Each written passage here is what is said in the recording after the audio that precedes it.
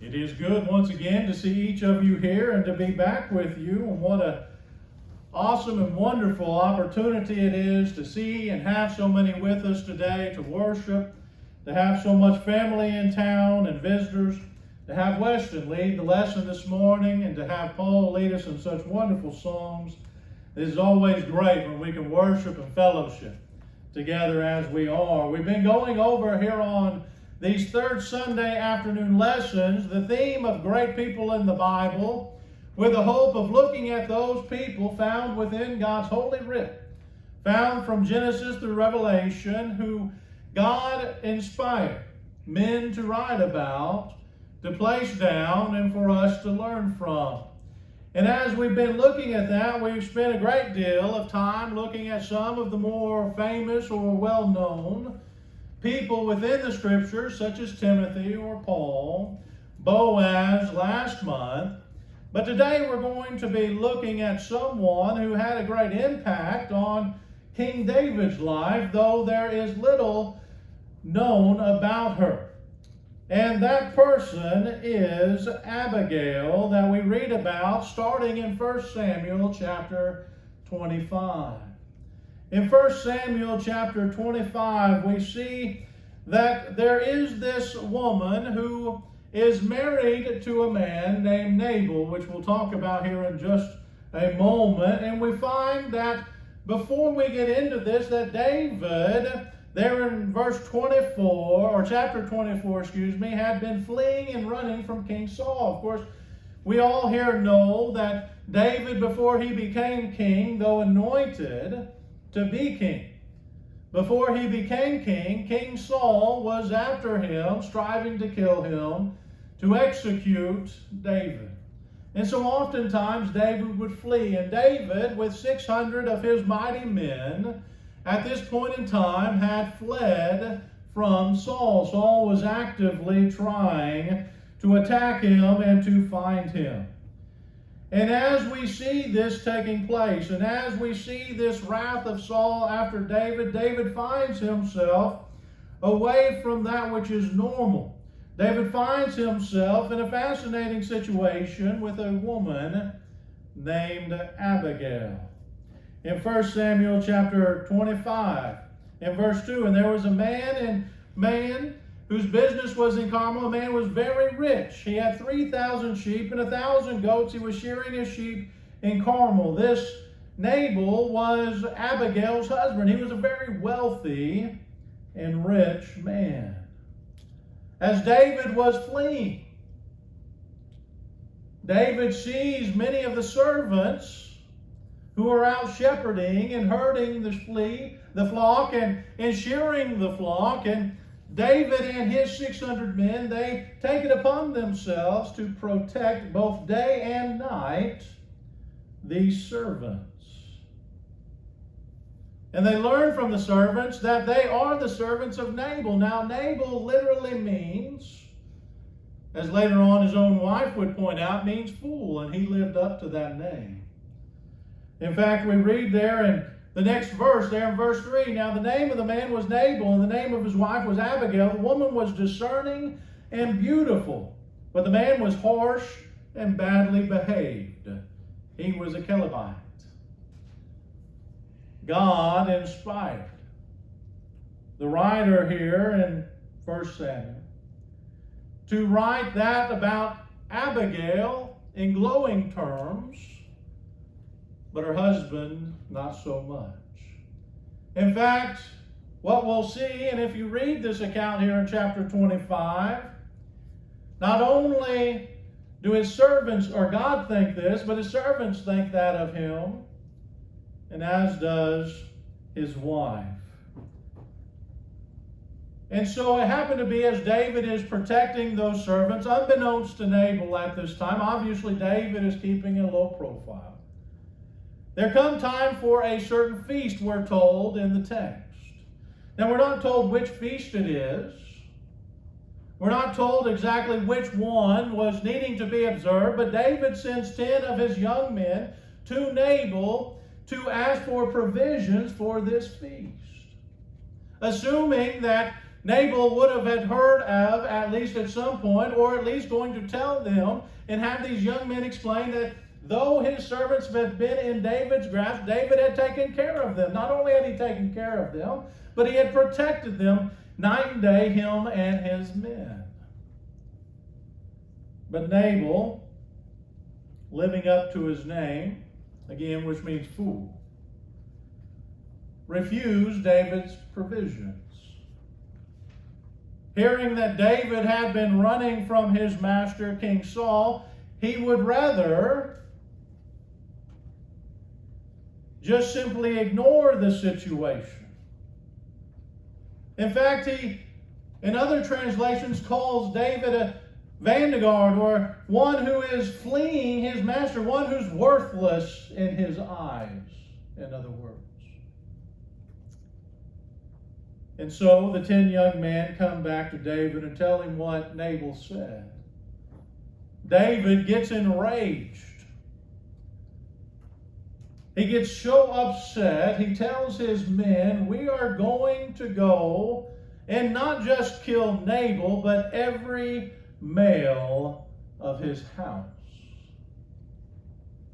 One of Nabal's servants hears of what's going to take place and swiftly runs to let Abigail, again Nabal's wife, know what's going on. And this is where I want us to really get into the lesson and look at this, because we see Abigail respond in a completely different way than her foolish husband Nabal. In fact, once she hears from this servant and what is going to take place, we see Abigail sets out to save her husband. In fact, she tells the servant to hurry up, do not delay, get ready in haste. We have to go and talk to this man David, who she's just learning about. We need to go to him and prepare the provisions and go out ahead of me, and I'll meet you there. In fact, we read there in 1 Samuel 25, 18 and 19, then Abigail made haste and took 200 loaves and 2 skins of wine and 5 sheep already prepared and 5 seahs of parched grain and 100 clusters of raisins and 200 cakes of figs, and laid them on donkeys. And she said to her young men, go on before me, behold, I come after you. But she did not tell her husband Nabal. Abigail didn't worry or fret about the problem she has just been presented, the situation she had just found herself in. Her husband and all the young men of his family were about to die. She did not wait for David to come to her either. She sent the provisions and quickly followed afterwards. What can we learn from that? When we see our brothers or our sisters, or someone we know acting foolish and in anger, and in danger of committing sin, we must take immediate action. When we are made aware of a situation, a problem, something that's taken place to someone we care about, or that is going to happen to them, we need to in haste, not delay, but help. Jesus would say it this way, we remember in Matthew 5, 23 through 25. So if you are offering your gift at the altar and there remember that your brother has something against you, leave your gift therefore before the altar and go first be reconciled to your brother, then come and offer your gift. Come to terms quickly with your accuser while you are going with him to court, lest your accuser hand you over to judge, and the judge to the guard, and you be put in prison. Listen, when sin's involved, we must make haste. When foolishness is involved and anger is rising on whoever it is, whether in this case David or the foolishness of her own husband Nabal, we must not delay. We must not just hope it simply goes away. We must take action at the situation. We also find, when concerning Abigail and her husband, that she took responsibility. Remember, as we said, she sent her servants and all the provisions that David and his 600 men were in need of, and told them to go before her, but that meant she was coming. She was not going to be too far behind. And Abigail gets there, we see in 1 Samuel 25. And she humbles herself before this man David, whom she's heard about and knows of. Verse 23. And something interesting is said by her there in the next verse, verse 24. She fell at his feet and said, "On me alone, my Lord, be the guilt."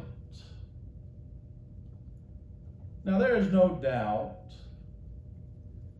that her husband's foolishness is the reason for this calamity that is about to be admitted upon them. But for whatever reason, Abigail saw, recognized, and admitted she had some role in this. Now, we're not told what role it might be.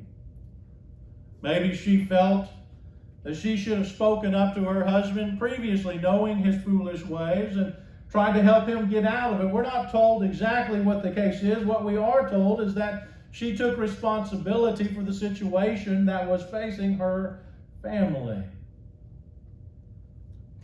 And that means something. We live in a society today, in a time today, where people seem to avoid responsibility as much as possible. The idea of being responsible and taking responsibility is like a plague to some people. And don't get me wrong, this is a human response. Even as far back as Genesis chapter 3, where we see Adam and Eve fall, what do? They shirk responsibility. Adam says, "Well, it's the woman you gave me, God," blaming God, not himself. And even the woman says, "It's not me, it's got to be Satan. It's got to be this serpent over here who deceived me. It's not my fault." Listen, that's been going on for a long time. But we talk about Abigail. Abigail didn't do that, did she? She took responsibility. Because she didn't delay, because she did not try to analyze and figure out and everything that might have taken too long to recognize the problem, she identified the problem, quickly figured out a solution, and took responsibility of the situation. That she might just be able to save her husband's life, and it worked. She was able to squash David's anger and to spare Nabal, her husband's life. But in the process, she didn't just save her husband Nabal, she also saved David. Because David was about to sin. As she gets to David and as she's pleading her case, she makes a couple of important points in talking to David. And though we're not going to look at the entire conversation and all the verses there in which she speaks to him, I want you to see a few words she uses. For example, in verse 26, "Now then, my Lord," as she talked to David, "as the Lord lives and as your soul lives, because the Lord has restrained you from blood guilt."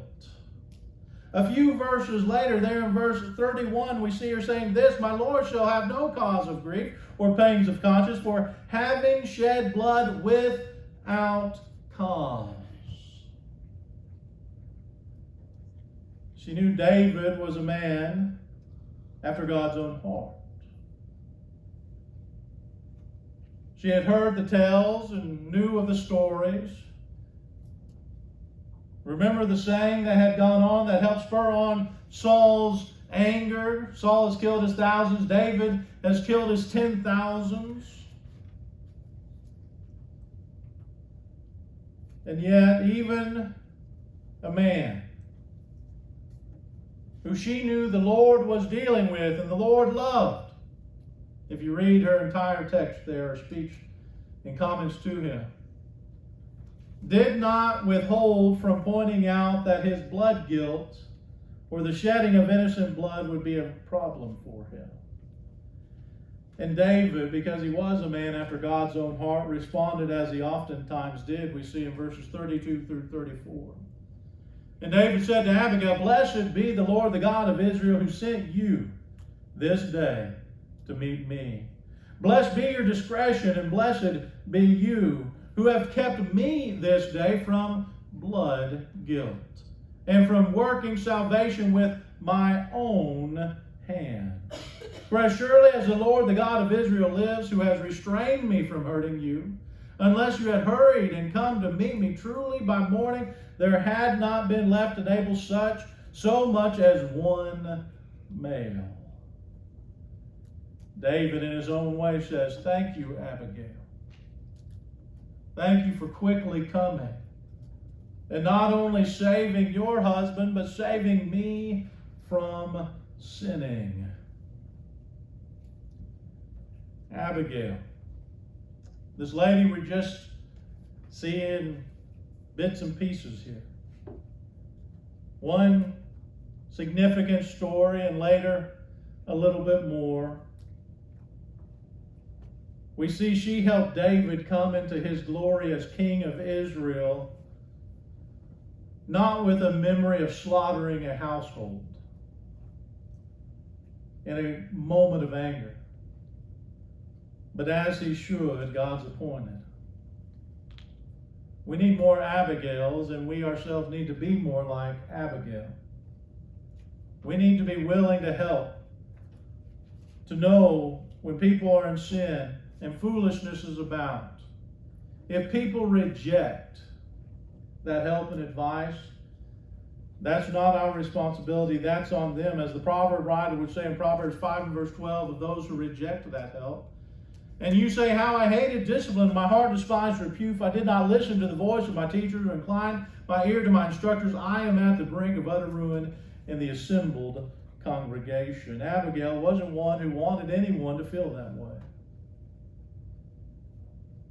Her husband eventually would feel that way, though, because as she came home, we read that her husband in his foolishness had thrown a party, not even knowing that he had almost died and was drunk and in an inability to even communicate. And so she waits the next day to tell him what took place and what had happened. And in fact, we read that in the next morning when he finds out, his heart basically becomes weak and he becomes like stone, and 10 days later he dies of shock.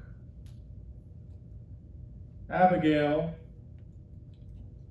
was willing to not just help the man who would one day be king, the man after God's own heart where the Lord was with, but she tried to help her husband as well. And though both acted foolish, she tried with all her heart in righteousness to help them in the only way she knew how. As we see those to the left of us and the right of us, in front of us and behind us, as we go outside those doors and we intermingle amongst the foolish of this world caught in sin, let us strive to be like Abigail and help. Let us love them, as we talked about this morning, understanding they are our neighbor, created in the image of God just like us, and whose soul God wants to go to heaven just as much as he wants ours. Let us have a heart like Abigail that can diagnose and see foolishness for where it is, take responsibility where it's needed, and help those we can help. This afternoon, as you reflect upon your walk with God, as you reflect upon those you might have influence on in your life, I pray you're like Abigail in that sense. I pray you seek to help. You seek the righteous, or to help the righteous and help the foolish, to help everyone as we navigate through this life and we fight the good fight of faith. Let us help one another. If you this afternoon need help from us, if you need our encouragement, our strength, our counsel, or our wisdom, if maybe you just need a hug and need to be edified, whatever the case is, let us help you. Let us be there for you. Let us strengthen you. So this afternoon, if you need that, let us know by coming forward as we stand and as we sing.